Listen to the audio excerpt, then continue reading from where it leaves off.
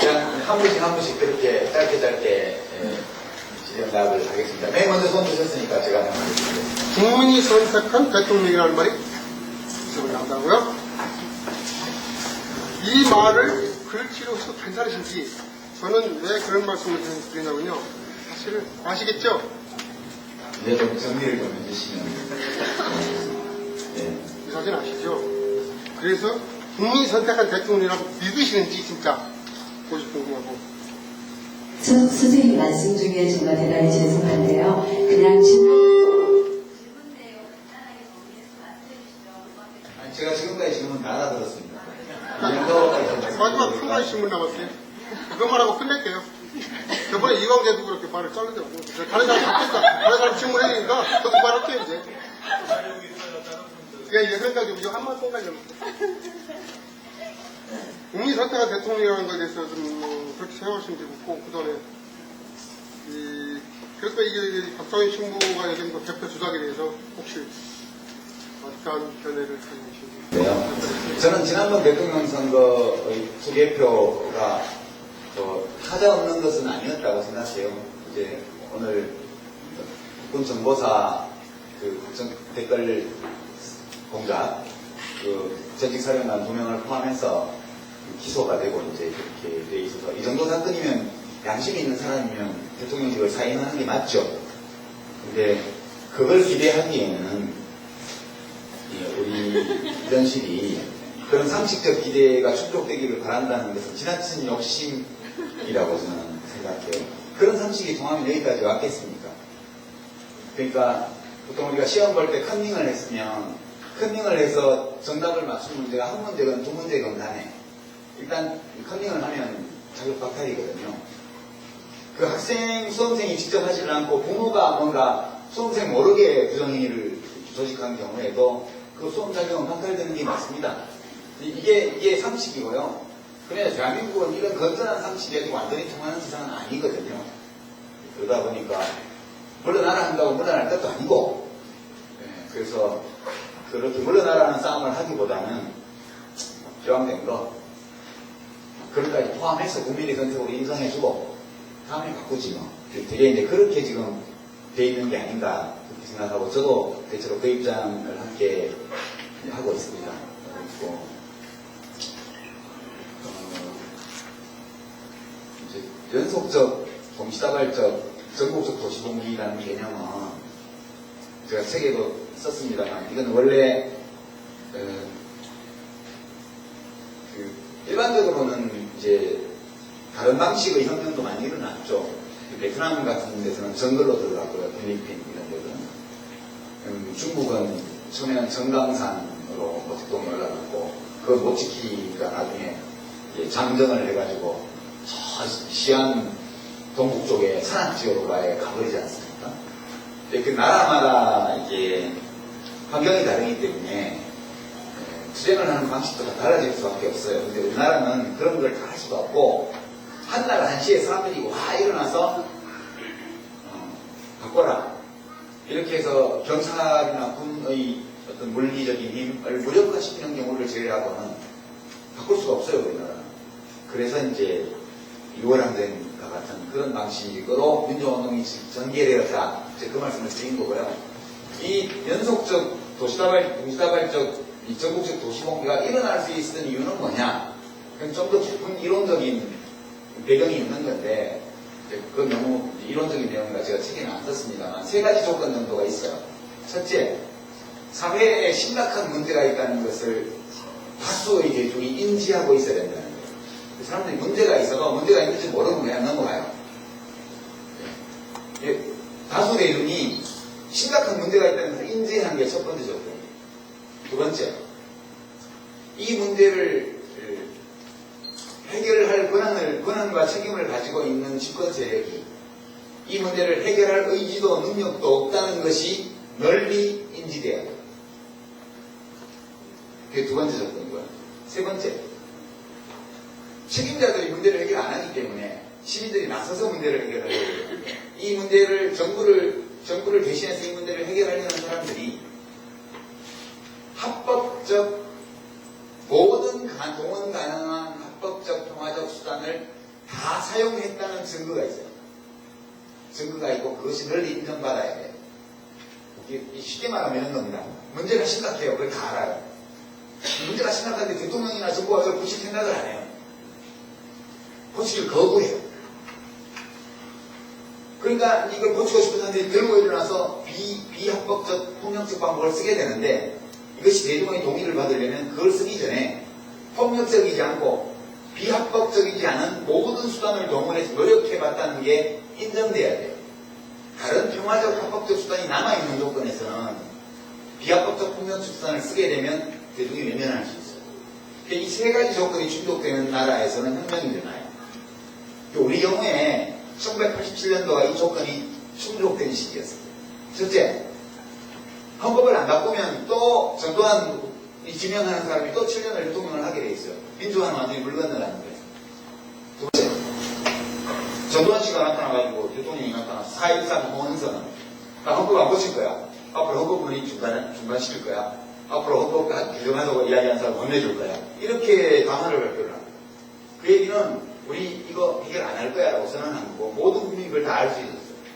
세 번째, 이 박종철 군 고문치사 사건이 일어난 1997년 초부터 시작해서 민주당의 개헌추진위원회 협판식을 거치는 과정 동안 사람들이 평화적인 방법으로 의사표시를 하려고 다 노력을 했는데 아무것도 안 됐어요. 다 병살적으로 처벌을 받았어요. 그러니까 더 이상 아무 방법이 남아있지 않다는 것을 사람들이 다 인정하게 됐습니다. 그래서 이걸 한 일이 일어난 거거든요. 지금과 같은 일이 일어날 거냐? 저는 안 일어난다고 봐요, 지금. 문제가 심각해요. 진짜 심각한데 앞으로 3년간 동안 해결 안 하면 대통령을 갈아치우면 돼요. 새누리당이 진짜 마음에 안 들면 1년 반 후에 총선에서 갈아치우면 돼요. 갈아치울 수 있는 제도가 있고 환경이 있고 국민들이 마음만 먹으면 갈아치울 수 있어요. 다수의 국민이 마음만 먹어요. 이런 조건에서는 특성한 정책에 대해서 이렇게 미국산 소고기 수입 위생 조건을 완화하는 그런 문제처럼 이명박 대통령이 국민한테 물어보지도 않고 토론도 안 거치고 지맘대로 원래 해버렸잖아요. 그런 경우에 그걸 바로잡기 위해서 국민들이 일어나서 의견 표명을 하기 위한 그런 집회, 시위 이런 것들이 일어날 수는 있지만 체제 전복 또는 정권 타도를 일으키기 위한 전국적 동시다발적 그런 도시공기 이런 것들은 일어날 가능성이 없다고 저는 생각을 합니다. 우리에게는 심각한 문제가 있다는 것을 많은 사람들이 알아요. 그러나 정부가 그런 문제들을 해결할 의사가 전혀 없다는 것이 완전 확인된 건 아니에요. 어떻게 압박하냐에 따라서 될 가능성이 남아있습니다. 그리고 아직도 우리는 사용할 수 있는 평화적 합법적 수단이 얼마든지 많습니다. 이런 조건에서는 그거 일어날 가능성이 없거든요. 그래서 저는 대한민국 사회는 확실히 개량의 일을 하고 있다.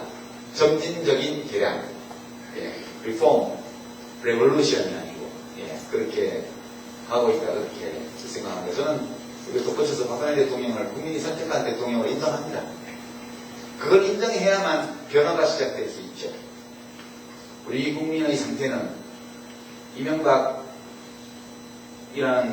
퇴임한 각하 국민 선호도 1%가 안 되는 진짜 헌신자처럼 버리잖아요. 530명 반표책을 당선시켜놓고 곧바로 1년 만에 지지율이 15%대로 떨어지고 퇴임하고 나니까 지금 1년 반 만에 지지율이 거의 0%예요. 선호도가. 이렇게 냉정하게 쓰고 버려요. 그리고 이렇게 쓰고 버렸는데 이명박 욕만 하지 자기 반성은 거의 없습니다. 그리고 또 박근혜를 또 뽑았어요. 그렇게 되는 거거든요. 그러니까 우리 국민이 총체적으로 다수의 선택으로 박근혜라는 사람, 이명박이라는 사람에 이겨서 박근혜라는 사람을 대통령으로 선출했다는 사실을 우리가 받아들이지 않고는 문제 해결이 시작될 수조차 없다. 그렇게 생각하고 우리 문제의 해결은 우리가 왜 그 사람을 뽑았던가 무엇이 우리로 하여금 그런 사람들을 뽑게 만들었던가 는 거에 대한 성찰에서부터 변화가 시작될 수 있다. 그런 점에서는 기꺼이 인정합니다. 국민이 선택한 대통령 그런 점도 말씀드리죠.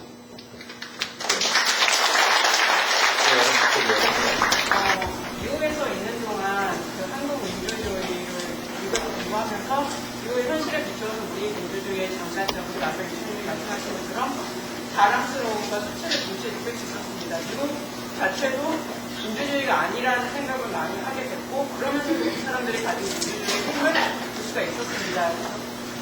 유시민님이 생각하실 때 유시민님은 또 언제 이제 또 그렇게 돌아보게 되었는지, 그리고 독일 유학 생활도 상당히 길지 않았습니까? 제가 유시민님을 개인적으로 만났다고 생각한 건 제가 고등학교 2학년 때인데, 그때 하나의 독서와 논술이라는 잡지에서 자유기고가이자 독일 유학생이었던 유시민님의 글을 읽을 수 있었습니다. 2년 동안. 제가 그 잡지에서 가장 다음 호를 기다리면서 기다렸던 글이 이제 유시민님의 글이었고, 그때부터 제가 알게 모르게 이제 유시민님을 제가 다른 사람들한테 제 지성이 첫사랑이라고 이제 말을 하고 그렇지만 아닙니다. 그렇게 이제 유시민님이 돌아보게 되셨던 그런 계기라든지 아니면 독일과 비추어서 뭐 그렇게 느꼈던 것이라든지 그런 걸. 우리나라는 이제 민주주의 국가입니다. 이것은 저는 이제 부정할 수 없는, 부정할 필요도 없고 부정할 이유도 없는 그런 일이라고 봐요. 다만 잘 작동되지를 않죠. 예. 그게 이제 잘 작동되는, 잘 돌아가는 민주주의는 그건 아니에요. 잘 안 돌아가기는 안 돌아가지만 그래도 민주주의는 민주주의예요. 이게 우리가 미국보다 모든 점에서 못하냐? 그런 것도 아닙니다. 미국이 조지 부시, 아들 조지 부시가 엘버트 고어를 이겼던 대통령 선거예요. 그때 플로리다주 주지사가 부시 대통령하고 형인가 동생인가 그랬잖아요. 플로리다에서 개표 부정 시위가 일어나가지고 개표가 늦어지고 그랬습니다. 우리나라 같으면 있을 수 없는 일이에요. 그거 너무나 안 합니다, 그런 거. 근데 이명박 대통령이 1000표, 10,000표 차이가 이겼는데, 무슨, 경상북도 도지사가 이명박 동생인데, 개표 부정 시위가 있어요. 그럼 전국에서 KTX 타고 내려가가지고, 난리가 났었고, 우리나라는 용납 아니에요. 그러나 미국은 연방제국가고 한번 돈번에 빠지면 굉장히 위험해지기 때문에, 얼른 이제 엘보어가 언론 패배를 인정해버리죠. 그거를 또 언론은 국가를 구하기 위해서 순장을 스스로 마신 거고 평가를 해주잖아요. 이 역사적 배경이나 어떤 통합성이나 이런 것들이 차이가 있기 때문에 그 수평적으로 어디 가든 민주주의다라고 말하기 좀 어려워요. 그러나 우리가 미국보다 못하다 이렇게 말할 수는 없다고 봐요. 근데 이제 못한 게 있죠. 못한 게 있는 게 유럽이나 이제 미국에 비하면, 미국 같으면 예컨대 닉슨 대통령 이미 40년 전 얘기지만 워테이크 사건, 민주당 선거 캠프를 독청한 그 사건, 이 일파만파 가서 사임했다니까. 왜 사임했냐 하면 자기가 속해 있는 공화당 의원들까지도 탄핵해야 된다고 나왔기 때문에 가만 앉아 있으면 어차피 탄핵을 당하는 거니까 사임을 한 거거든요. 닉슨의 잘못은 뭡니까? 그 워테이크를 지시한 게 아니에요. 자기 나중에 알았단 말이에요. 알아놓고 알면서도 모른 척하고 거짓말하고 이런 게 나중에 나틀통이 나서 그 상대 정당의 선거사무소를 도청하고 뭐 가서 물건을 훔치고 그런 것 때문에 사임한 게 아니고 나중에 그걸 알면서도 모르는 것처럼 거짓말을 한 게 문제가 되어서 탄핵을 당할 위해 사임을 한 거거든요.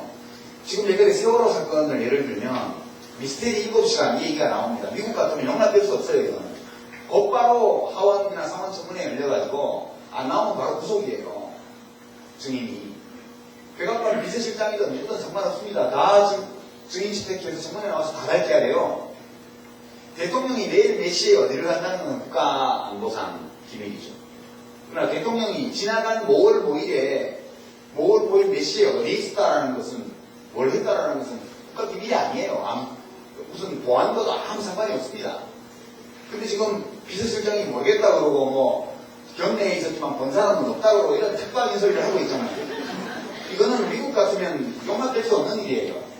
유럽 같은 나라는, 유럽은 대통령 중립제국가가 프랑스 하나뿐인데 그나마 우리도 이원집 정부라서 내치부 그냥 전부 총리가 하는 거니까요. 총리실, 연방총리실에서 그런 일이 있었는데 예컨대 라인강에서 무슨 유람선이 전복되었고 지금 400명이 가라앉아가고 있는데 연방총리나 장관이나 이런 사람들이 행사장 가서 막 축사 입고 있고 어디서 밀고 치셨다고 모르겠다 이 얘기해서 넘어갈 것 같습니까? 그런 점에서 보면 잘 작동 안 되는 거예요. 우리나라 민주주의. 있을 수 없는 일입니다. 이런 것들이. 그런 점에서 아직 우리가 부족하다는 거죠. 제도가 잘못되어 있거나 그런 게 아니고 제도는 일단이 전부 다 있죠. 나라마다. 그러나 이 제도, 어떤 제도가 있든 이 제도를 원래의 취지대로 헌법과 법률의 정신과 조문에 따라서 잘 운영하려는 의지가 있는 사람들이 많이 있을 때 그때는 잘 작동하는 거고요.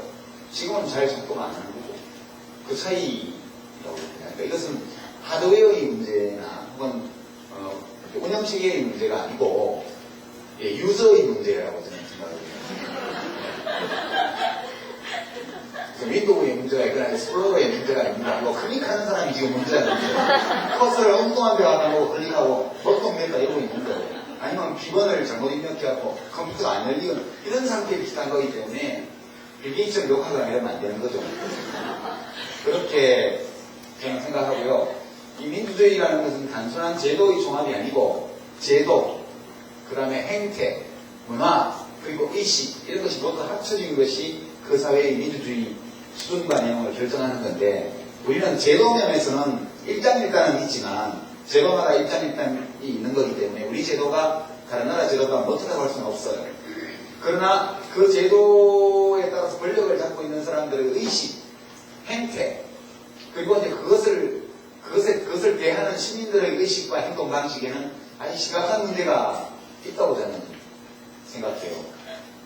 뭐 무슨 익스플로러 만들었다고 해가지고 거기 인터넷 사이트에 무슨 이상한 댓글 다는 거를 마이크로소프트사 욕을 할 수는 없잖아요. 유저의 문제가 있는 거죠. 네. 그런 점에서 한국 민주주의는 그 프란치스코 교황이 청와대에서 그 말씀 하셨잖아요. 나는 한국 민주주의가 더욱 강하게 발전하기를 바랍니다. 이렇게 얘기했어요. 청와대에 가서 그 얘기를 왜 했을까요? 지금 강하게 발전 안 하고 있다는 뜻 아니겠어요? 표현은 적당 같아요.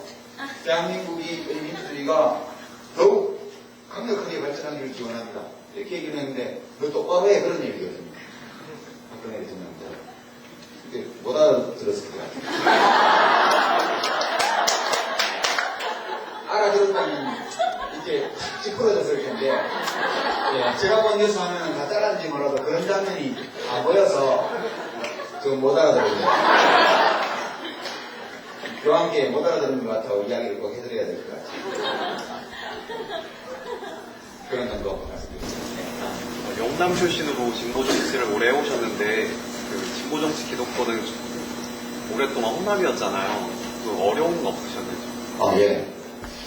아니, 영남 출신이 야당을 하면 호남 사람들이 잘해줘요. 예. 제가 사실은 이제 정당 경력이 1988년도에 평화민주당 당원이었어요. 1988년도부터 89년, 90년까지 2년 반 동안.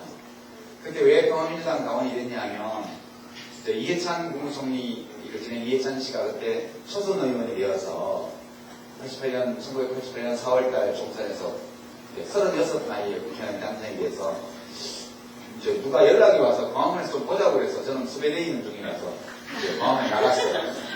나갔더니 거기 이제 국회의원 당선자가 같이 나왔더라고요. 그 와서 자기 보좌관을 하래요. 그러면 수배도 풀어주고 뭐 그렇게 한다고. 그리고 거기 고시키워가지고 이제 보좌관을 하려니까 입당을 해야 되잖아요. 그래서 입당을 해서 서울시 관악을지구당, 신림동, 서울시 관악을지구당 교육부장이었어요. 지구당 교육부장. 그 지구당에 경상도 사람이 저 하나밖에 없었어요. 엄청 잘해주시더라고.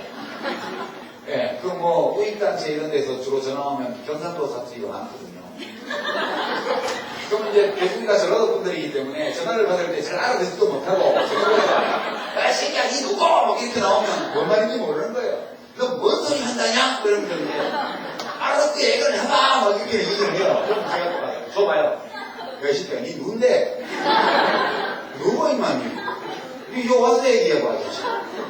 새끼 싸의 새끼가 뚜쪽 차고 앉아가지고 와서 얘기해, 임마, 이러면 그 전화를 받고 있으면 우리 이제 호남 분들이 대부분 다 호남 분들이셨으니까 그때 그분들이 막 경이로운 느낌으로 우리 지구당 사무실에서 경상도 사투리로 대접할 수 있는 요원이니까 그래서 그렇다고.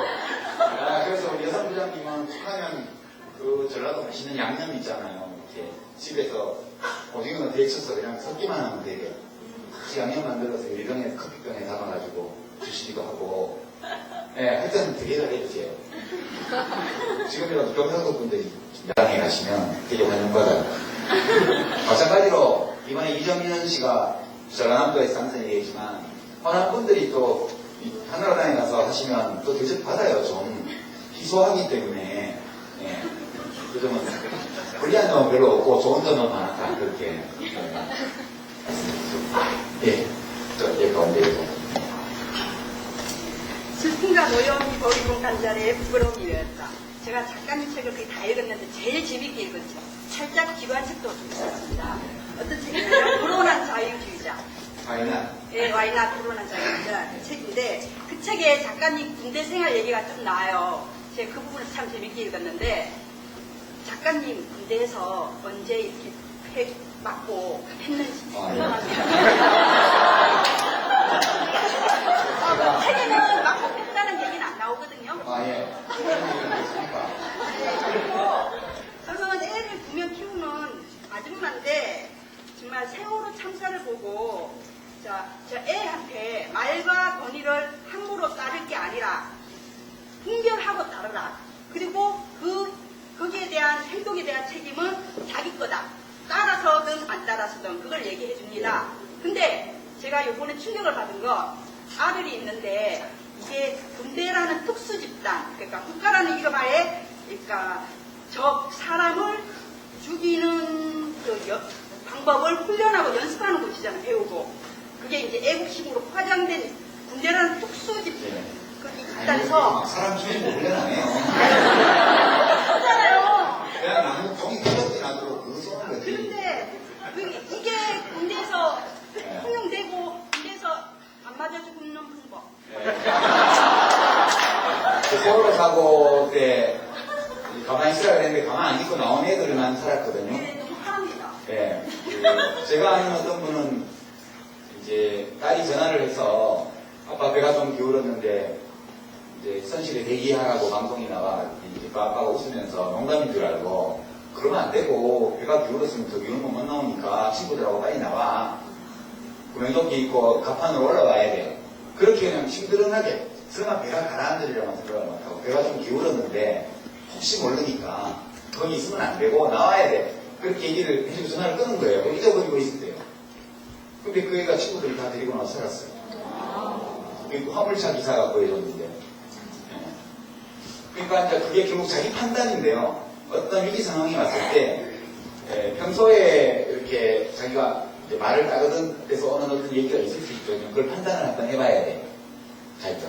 그래서 이게 긴가민가 하면 따라가면 되지만 이건 아니다 싶을 때는 독자적인 행동을 할 필요가 있다고 봐요. 저는. 군에서도 비슷한데요. 제가 군에 간 게 1980년 9월이니까 34년 전이에요. 34년이니까 거의 34년 전인데 저 이등병 때 이제 해발 1055지에 있는 독립중대 이번에 뭐 사고난 의무중대도 독립중대 같은 데죠. 한 1개 중대만 나와 있는 데를 갔습니다. 밤에 막 20도 영하 이렇게 되는 중대. 처음에 2번은 맞아줬어요. 저 혼자 맞는 게 아니고 쭉 불러내서 패기 때문에 이제 되게 좀 나쁜 고참이 하나 있어서 2번을 맞아주고요. 또 패면 내가 가만 안 있어야지 그렇게 생각을 하고 있던 차에 밤에 이렇게 건물 동초라고 해서 이제 손 들고 건물 밖에 외곽 경비하는 그거를 하고 돌아왔는데 제 다음 순서에 그 사람이 근무 편성이 돼 있는데 안 일어나는 거예요. 저보고 의무서라는 얘기잖아요. 그래서 제가 깨웠어요. 좀 나오라고. 이등병이 나오라고 그러니까 그 사람은 상병 고참인데 건강해서 나오고. 근데 저는 손도 들었고 칼도 꽂혀있고 시간도 들었고 그리고 지금 나왔기에 이제 제가 얘기를 했어요. 나는 교도소에 있다가 일로 왔는데 이제 교도소보다 군대가 낫다고 그래서 내가 일로 왔다. 난 사실 교도소에 있으나 여기 있으나 기간도 비슷하고 별 차이가 없는 줄 알았다. 그냥 나라 지키러 여기 왔지 니한테 맞으러 왔냐. 그러니까 네 근무 쓰는가 말거나 네가 알아서 해. 그거 싫으면 기갑장 끼고 한 번 붙든가. 그렇게 하고 이제 돌아버렸어요. 그럼 들어가 옷 갈아입고 잡아졌죠. 사실 장난 아니고 좀 해가지고. 근데 걔가 근무소로 나가더라고요. 어디 있고.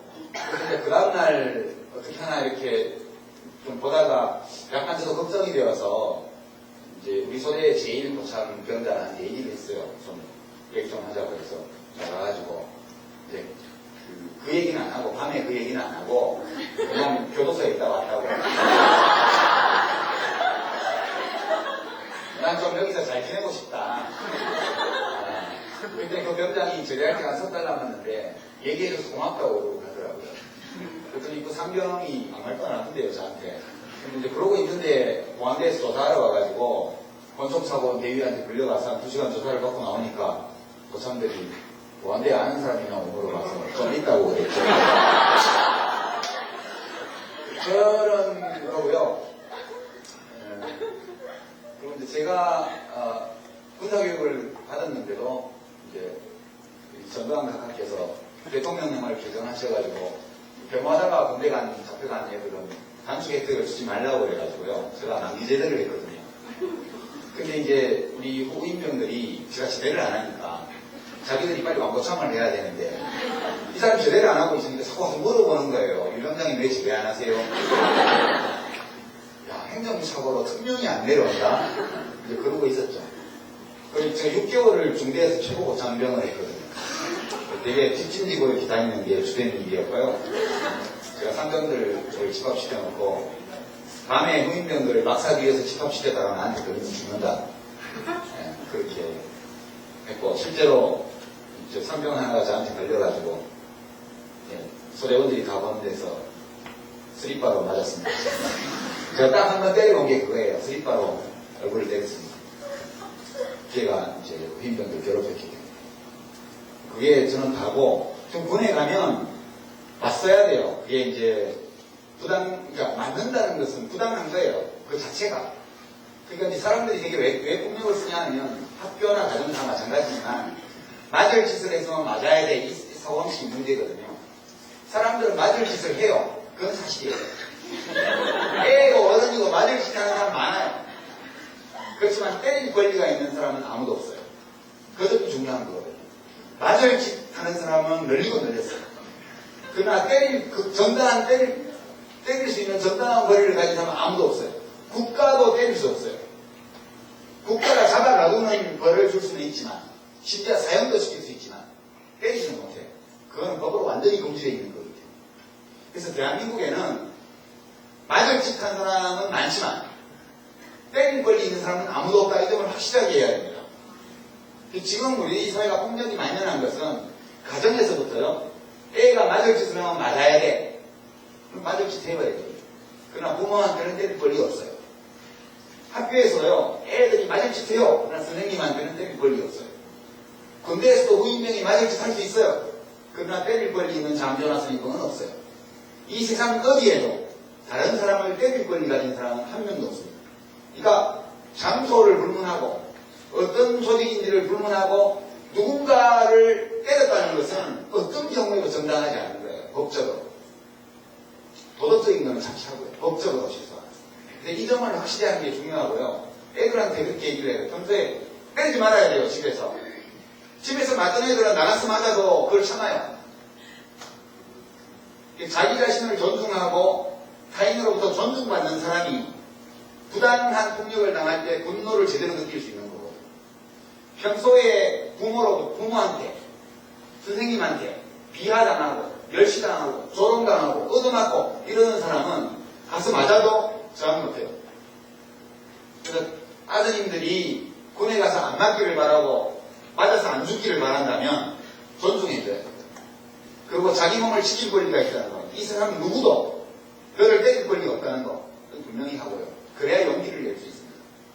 그러니까 지금 군에서 벌어지는 이 모든 일들은 저의 경험에 의하면 제가 본 군인 중에 제일 많이 남을 때린 사람은 우리 중대장이었어요. 육사 출신 중대장이에요. 대위. 제정신으로 때리는 것도 아니고요. 술 먹고 때려요. 제가 보기에는 알코올 중독에다가 사이코예요. 근데 그 중대에서 왕초기 때문에 아무도 말리지는 못해요. 군대라는 데는 그런 데거든요. 사람은 나쁜 사람, 정신이 살짝 좋은 사람, 이런 사람 다 일정별로 있기 마련이에요. 근데 군대 조직은 이게 위계 조직이기 때문에 윗사람이, 위에 있는 사람이 그걸 하기 시작하면 타인이 제어할 수 있는 사람이 없어요. 당사자가 맞설 수밖에 없습니다.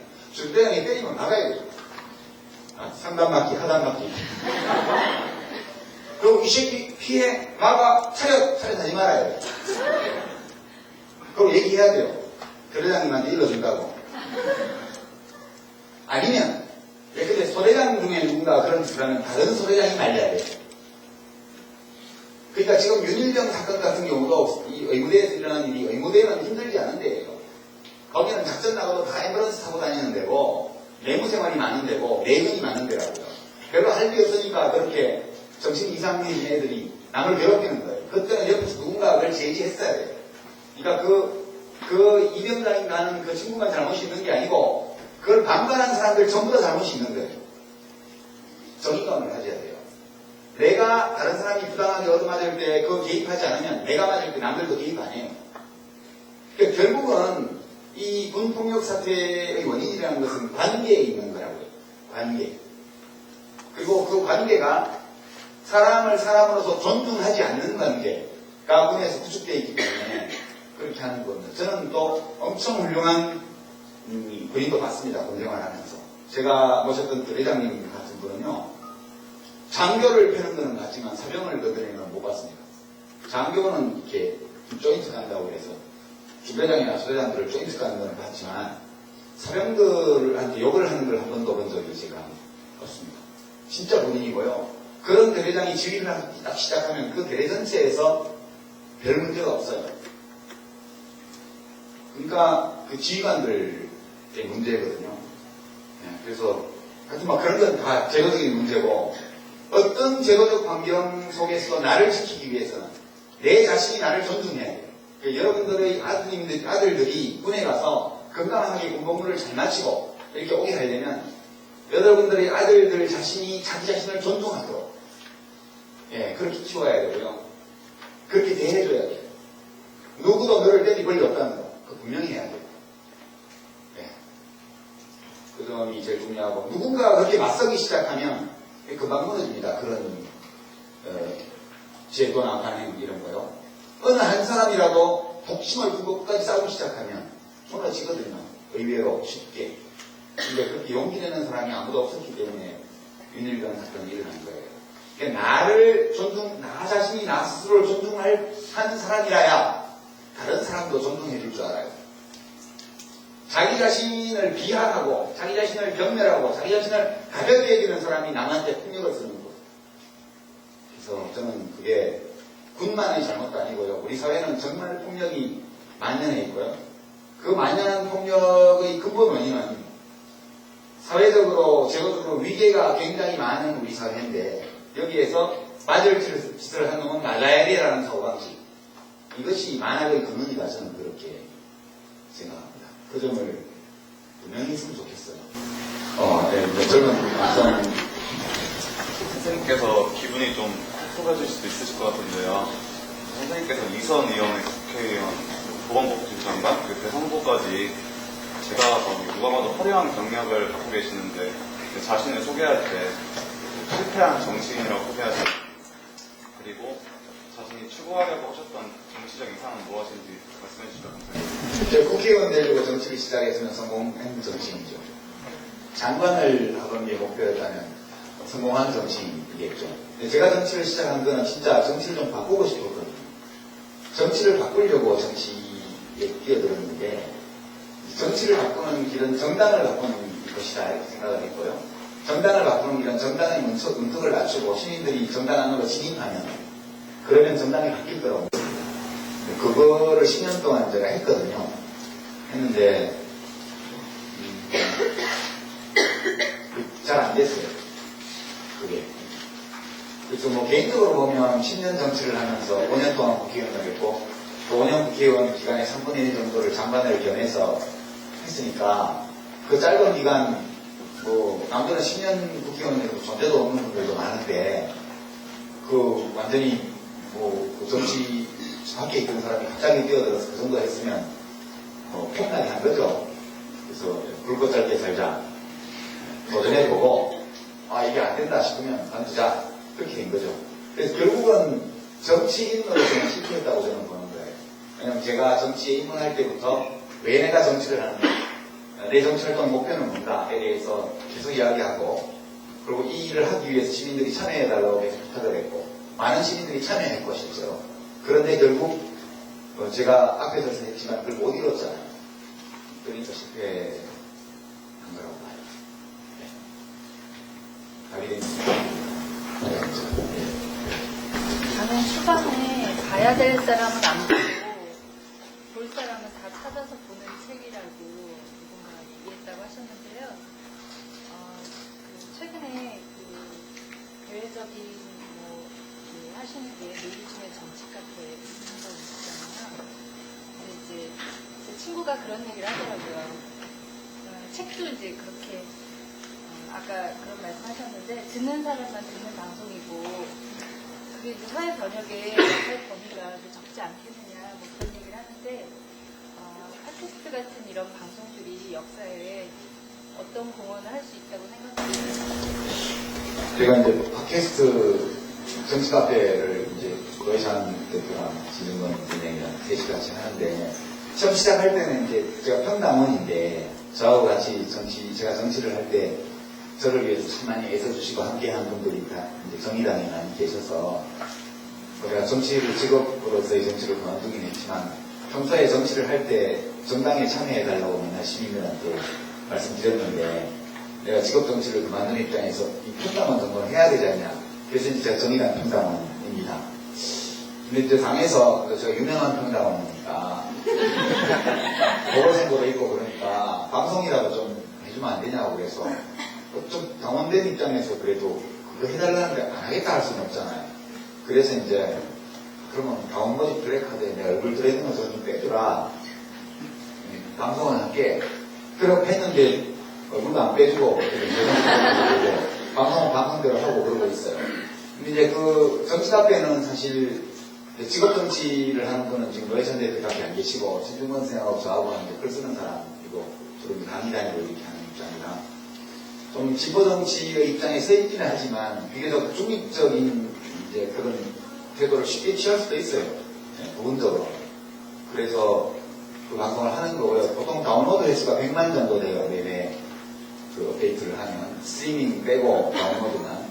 그래서 저희가 생각하기에는 되게 2, 300만 명 정도는 들을 거다 이렇게 보는 거고. 그 모든 분들이 다 이제 거기서 뭘 배우는 건 아니에요. 그냥 자기 생각과 일치하는 걸 확인하는 기존의 팬들이 듣는 게 많죠. 근데 예수님 말씀에 이런 게 있어요. 복음을 전파하면 씨앗이 돌밭에 떨어지기도 하고 마실길에 떨어지기도 하고 그때 제가 이번 방송에 얘기를 했는데 이제 저 옥탑에 떨어지기도 하고 옥탑에 떨어지는 건 잘 자라고 마실길에 떨어지는 건 안 자라고 그러는 거라고. 우리가 이런 세상을 제대로 보고 자기 자신을 더 훌륭하게 만들고 싶은 욕구를 가지고 있고 이렇게 하지만 미처 그런 정보들을 얻지 못해서 그냥 머물러 있는 분들이 꽤 있을 수 있습니다. 근데 막 100만 스트리밍이면 100만 다운로드면 그 중에 다운 100명이라도 우연히 그 방송을 다운로드해서 듣다가 이런 거야? 나는 세월호 특별법이 뭐 유족들이 엄청 특혜를 요구하는 거 줄 알았는데 그게 아니었어? 지금 놀라운 일이네. 미장원이 미장원 아줌마가 그러던데 돈 엄청 달라는 거라던데 이렇게 하고 있던 어떤 분이 우연히 그걸 들어서 이 방송 참 괜찮다? 그러면 좋은 거예요. 이게 어찌 보면 100만 스트리밍, 100만 다운로드 중에서 다른 100명, 200명이라도 그런 분이 계시다면 그 방송이 의미가 있다고 저는 생각을 해요. 결국 대통령 선거를 보더라도 48대 50이었잖아요. 2.5%가 넘어오면 뒤집어지는 거예요. 그러니까 지난번 대통령 선거에서 다음 대통령 선거 사이에 5년 동안 1년에 1%씩만 움직이면 그럼 다음에 정권이 바뀌어요. 우리가 모든 사람을 다 바꾸려고 방송을 하는 게 아니고요. 이것이 5%를 바꾸는데 아주 작은 기여라도 할 수 있다면 이 팟캐스트 방송은 의미가 있겠다. 네, 그렇게 생각하고 합니다.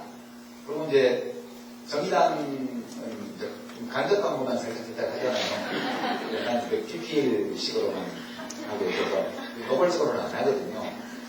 그러다 보면 저희가 정의당 소속이니까 이제 듣는 분들 중에 강비라도 내주자 이래서 당가입하는 분도 계시고 그런 효과도 있으니까 이제 좀 하는 거고 광고 유료 광고도 들어와서 이제 재정도 당에서 돈 지원 안 해도 그 자체 재정이 지금 될 수준으로 가고 있거든요. 그 1분짜리가 회당 50만 원이에요, 저희 광고비. 그러니까 관심 있는 분들은 연락 주십시오. 저 한국현대사도 거기 광고해가지고 많은 판매 효과를 봤다는 점.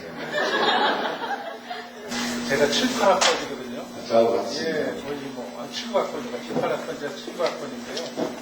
우리 세대가 대구 우리 유시민 작가님을 우리 시대를 더 대표하는 그런 좀 아이콘으로 생각하고 있습니다.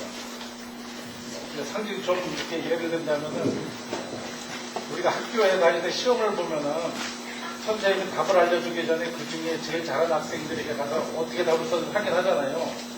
또 우리 시대에 지금 어떤 문제가 생기면은 이걸 어떻게 해석해야 될까를 생각하려면 우리 이수근 작가님이 이거에 대해서 어떻게 코멘트 했을까 이걸 좀 찾아보거든요.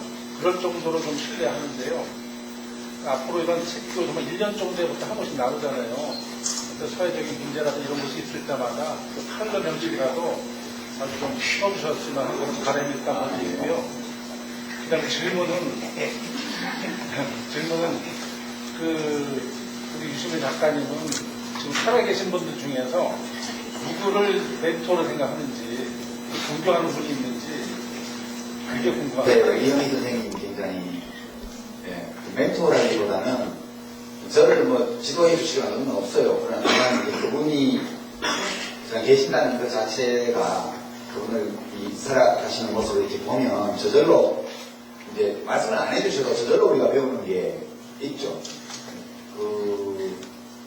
그것이고요.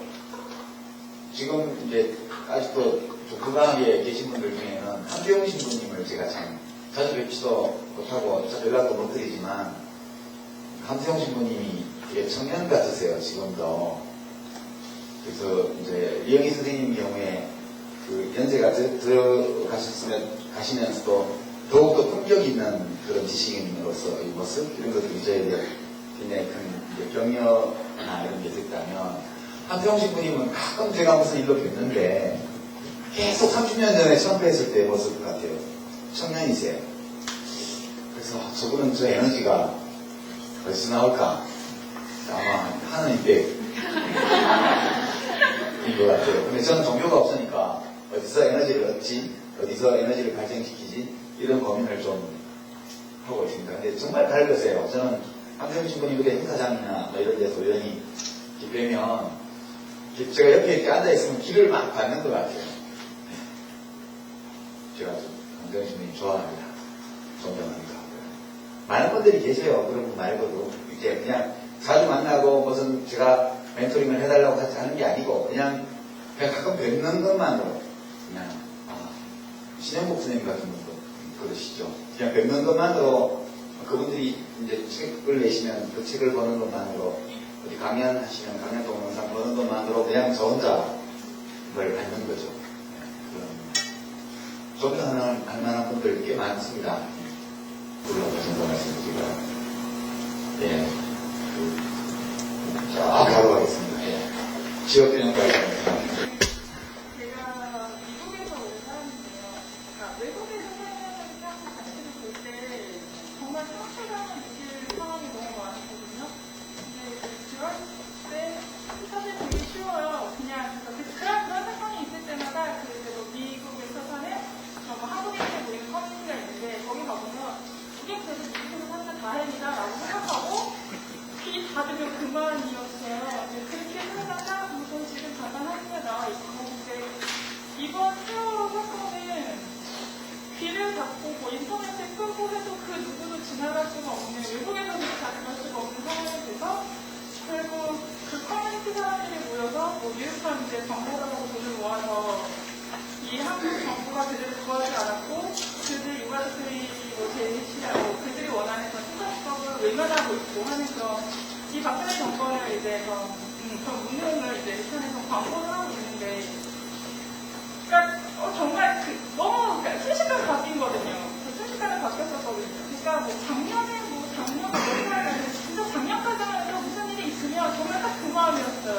그냥 나는 여기 있으니까, 나는 외국에 있으니까, 혹은 우리는 외국에서 아이들을 키우고 있으니까 괜찮지 않냐라는 말이 갑자기 이대로 움직이게 만들었는데 그냥 이런 상황에서 이건 저 개인적인 건데 근데 뭐 사건이 일어나고 지난달에 시청역 광장을 갔는데 거기에 있는 그 노란 로고 모습을 보면서 순식간에 제가 공황장애가 와서 거기 혼돈이 좀 일어났었거든요. 근데 좀 아까 보셨겠지만 정말 옆에는 정말 소심한 저희 아이가 있었고요. 딱 그런 상황에서 그 이후로 저는 아직 일상생활을 잘 못하겠어요. 그러니까 샤워기 앞에서 물을 틀어놓고 그 물을 얼굴로 쏟아지는 그 물을 도저히 맞을 수가 없겠고 주변에 되게 그런 엄마들이 정말 많아요. 제 주변에. 근데 그들이 모두가 하는 말이 과연 우리가 뭘 할 수 있냐는 거거든요. 그러니까 그들을 위해서 우리가 뭘 할 수 있는 건지 그게 정말 이제는 아까 말씀하신 것처럼 저희가 이제 역사를 되돌아볼 그런 상황인 거고 이 세월호 사건은 한국 현대사의 지금 하나의 쟁점이 될 사안인데 그 상황에서 저희가 어떻게 할 수 있을지 그 방법을 아는 사람이 아무도 없는 것 같아요. 그래서 한번 여쭤보고 미국도 위험 요소가 많은 나라잖아요. 거기는 막 사람들과 충돌을 다니고 법에 뭐 총격사고로 죽는 사람 숫자가 우리나라의 교통사고로 죽는 것보다 더 많잖아요. 거기가. 그러니까 위험 요소는 다 있는 거죠. 이번에 다녀가신 프란시스코 교황이 옛날 전두환 대통령, 오토 대통령 시절에 바오로 2세나 이런 분들 오실 때는 그 카프레이드 할 때 앞에 방탄 유리로 이렇게 씌워서 기억나시죠? 저는 그때 교황 얼굴 한번 보려고 마포에 나갔었는데 이렇게 마포에서 뵀어요. 이렇게 지나가는 방탄 유리를 동그랗게 막아서 이번 다녀가신 프란시스코 교황은 그거 안 했잖아요. 그냥 오픈카에 그냥 하고 내려서 사람들하고 만나고 아이들한테 입도 맞춰주시고 그렇게 했는데 왜 그렇게 안 하냐 그러니까 미친 사람은 어디든 다 있기 마련인데 그게 두려워서 안 나가면 지는 거라고. 그러니까 목숨 걸고 다니시는 거예요. 그러니까 진짜 교황은 교황인가 봐. 하나님이 보호하사 이게 딱 소리가 아니에요. 주께서 나를 지켜주시는 거예요. 진짜 믿음이 있는 분 같더라고요. 내가 보니까. 근데 약간 우리에게는 그런 자세가 필요하다는 생각이 들어요. 움츠러들면요 정말 할 수 있는 게 없어요. 한국은 세월호 사건은 참 충격적인 사건이지요. 근데 그게 객관적으로 우리 현대사의 가장 충격적인 사건이어서 그런 게 아니에요. 그보다 훨씬 더 끔찍하고 충격적인 사건들이 수없이 많습니다. 우리 현대사에. 근데 제가 이제 어떤 분한테 그 세월호 아이들 동영상 이런 걸 보면서 김이국 막 시도 때도 없이 울컥거리고 밤에 자다가 깨고 밥 먹다가 이게 목에 걸리고 그런다 그랬더니 그분이 그러시더라고요. 제가 5.18 때 광주에 있었대요. 길거리에서 남도 아니고 친척, 친구, 동네 아이들이 공수대한테 맞아갖고 칼에 찢어지고 몽둥이에 맞아주고 총에 맞아주는 그 장면이 온 시내에 펼쳐지는데 어떻겠냐고. 그럼 왜 다른 지역 사람들은 그렇게 못 느낄까? 그거는 그 장면을 못 봤기 때문에 그런 거예요. 만약 그 장면들이 지금 세월호 아이들이 남긴 동영상처럼 생생하게 동영상 촬영에 음성까지 다 돌아가지고 전파대에서 뉴스를 타고 인터넷에 퍼졌다고 가정해봐요. 그거는 지금 세월호에 될 바가 아니에요. 지금 세월호 사건은 그 자체가 굉장히 충격적인 사건이긴 하지만 이것이 5.18 같은 경우는 국가가 저지른 범죄였고요. 범죄. 이번 경우는 국가의 무능 또는 직무유기였어요. 아이들이 죽기는 광주에서도 아이들이 무척 많이 죽었습니다. 학생들이 연인이 포함해가지고 여학생들이 포함해서. 근데 왜 이렇게 충격적으로 느껴지냐 하면 감정이입이 너무나 쉬운 거예요. 그 동영상 때문에 카톡, 문자 이런 것 때문에요. 그걸 보고 있으면 내 자신이 그 뱃속에 있는 것 같은 느낌이 바로 든다고요. 그리고 그 아이들이 그 동영상을 통해서 표출한 그 감정들이 그대로 전해져 오기 때문에 우리가 감정이 무척 빨리 되는 거예요. 그래서 그 이전의 대형 사고들에 비해서 이번 경우가 공감의 폭, 깊이, 감정이 이런 것들이 굉장히 깊고 넓게 이루어진 사건이에요. 그리고 이제 좀 더 충격적인 것은 우리 국가 정부가 이렇게 무능했다는 말인가라는 절망감. 그런 것이 또 한편에 또 있죠. 그런 거고요. 그럼에도 불구하고 사람들은 살아가요. 이제 한국을 가리켜서 어떤 사람은 즐거운 지옥이라고 얘기하더라고요. 즐거운 지옥이에요. 이제 독일 유학생들이 주로 하는 소리. 독일은 어떠냐 하니까 지루한 천국이래요. 정말 평화롭고 안전한데 진짜 지루해요. 한국은 진짜 불안한 요소가 많고 뭐 핵실험을 저쪽에서 하고 막 미사일 날아다니고 엄청 시끄러운데 되게 즐거워요. 그런 사회거든요. 우리가 그래서 세월호 경우는 사실은 이거는 좀 비정상적인 사태예요. 원래 이 사건이 났을 때 대통령이 진짜 눈물이 나와야 맞아요. 그냥 보면 눈물이 나잖아요. 왜 32초 동안 눈을 안 깜빡여요? 굳이 그렇게까지 해야 눈물이 난다는 건 그건 정상이 아니잖아요. 32초 딱 정확히 카운트해가지고요. 공식 세계신대로. 보통 5.9초, 3.9초 만에 눈을 한 번씩 깜빡이는 건데 32초 동안 안 깜빡이면 여러분 해보세요. 20초만 지나면 눈물이 나요. 집도 세번 갔을 때 눈물이 나야 맞는 거예요.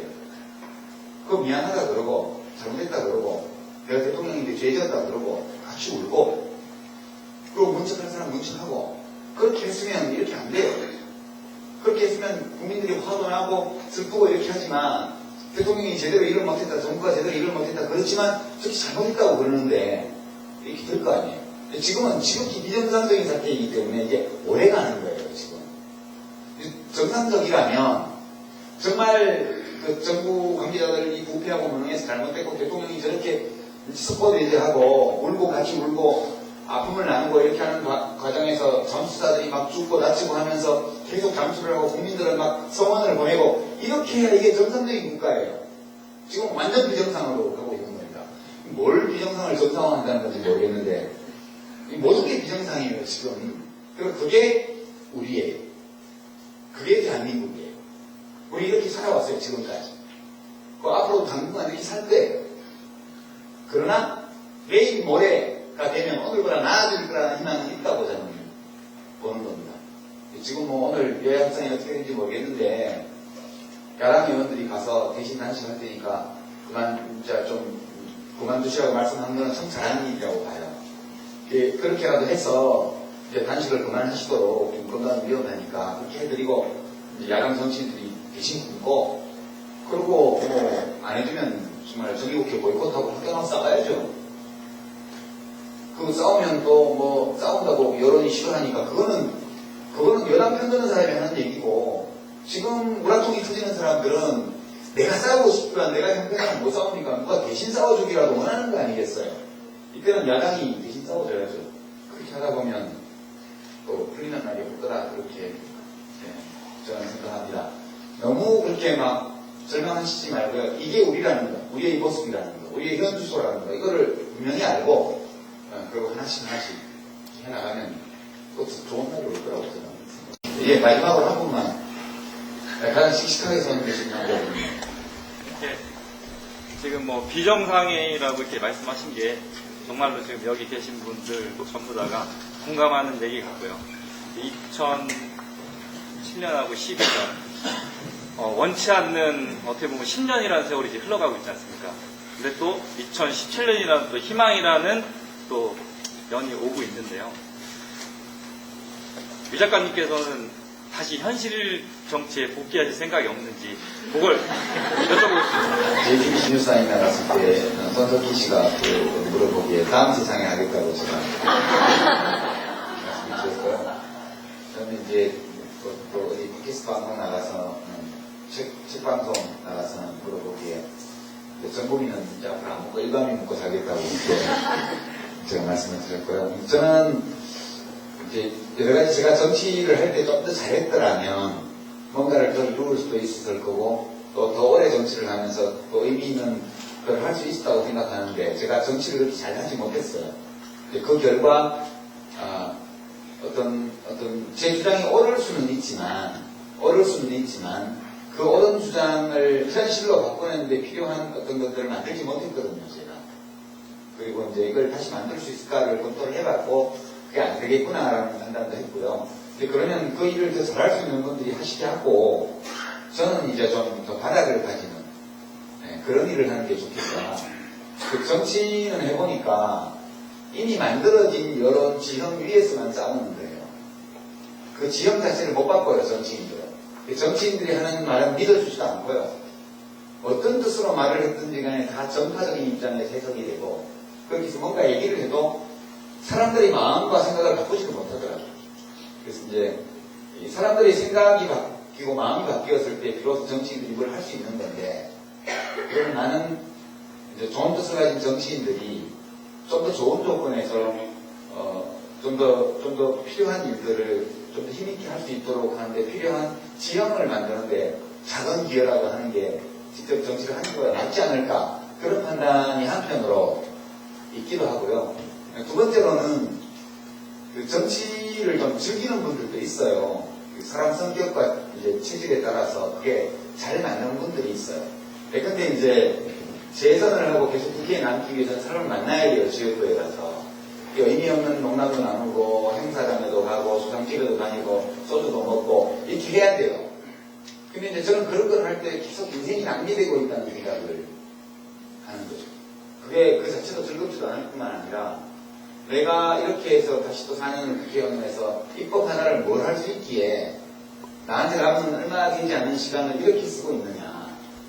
그러니까 때로는 거짓말도 해야 되고 때로는 이제 가식적인 웃음을 지으면서 사람들과의 좋은 관계를 구축하기 위해서 참고 위장하고 이렇게 해야 되는 데서는 스트레스인 것도 있는데 그런 거를 스트레스로 안 여기고 잘 견디는 사람들이 있어요.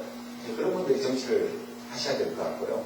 저는 계속 괴로운 거예요. 그러니까 제가 제 얼굴을 누가 그 목격담을 인터넷에 올려놨는데 제가 어떤 분의 보궐선거를 지원하러 가서 그 동네에서 이렇게 작은 차를 타고 소형 학생들을 하고 골목골목 다니면서 1분 유세를 하고 다녔어요.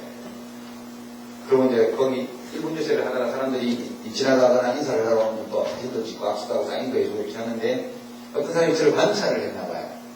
막 사람들과 즐겁게 악수하고 사진 찍고 막 다 하고 딱 돌아서는데 완전 허무한 표정으로 돌아서더라. 그 얼굴이 완전히 허무의 바닥을 보이는 그런 얼굴이었다고 누가 소감을 써놨더라고요. 그래서 봤구나 누가. 그런 개인적인 것도 있어서 제가 좀 더 감당하기 어려운 그런 면도 좀 있습니다. 그래서 한 10년 했으면 할 만큼 열심히 한 거니까 그 정도로 봐주시고 또 정치하라고는 안 해주셨으면 감사하겠습니다. 이걸로 좀 마감해보겠습니다.